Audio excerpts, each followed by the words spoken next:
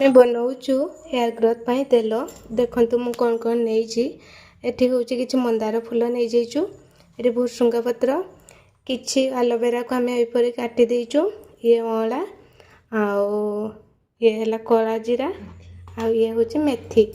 या को नहीं कि हमें गोटे तेल प्रस्तुत करबा चाहिले एथिरे प्याज भी ऐड करि परिबे किंतु हमें प्याज नेउनु एबे देखंतु पैन गरम हेइछि इथे आमे तेल ढालुछु तेल प्राय 300 ग्राम केते नेइछु आमे किछि ओला पके देछु आमे तापरे एलोवेरा को ऐड करतेलु इते भुसुंगा पत्र इते मंदार फूल आउ किछि कला जीरा एवं मेथी को ऐड करना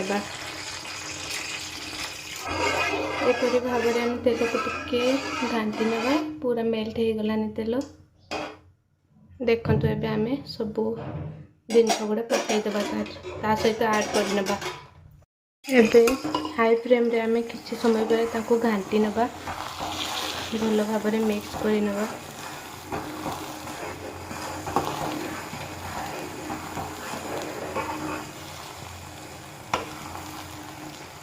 किछि टाइम पई ताको फुटिबा पई लो फ्लेम रे छाडी नबा एपरी मछिरे मछिरे हमें ताको घांटू थेबा देखंतु एपरी हे जाई छि सब इंग्रेडिएंट गुडा देखंतु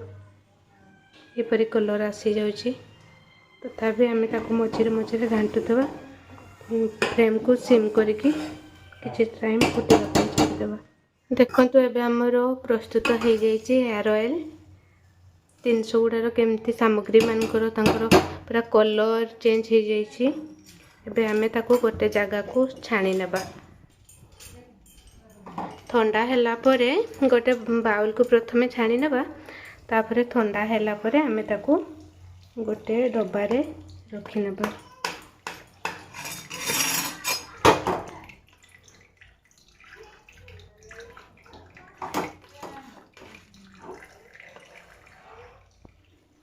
देखंतु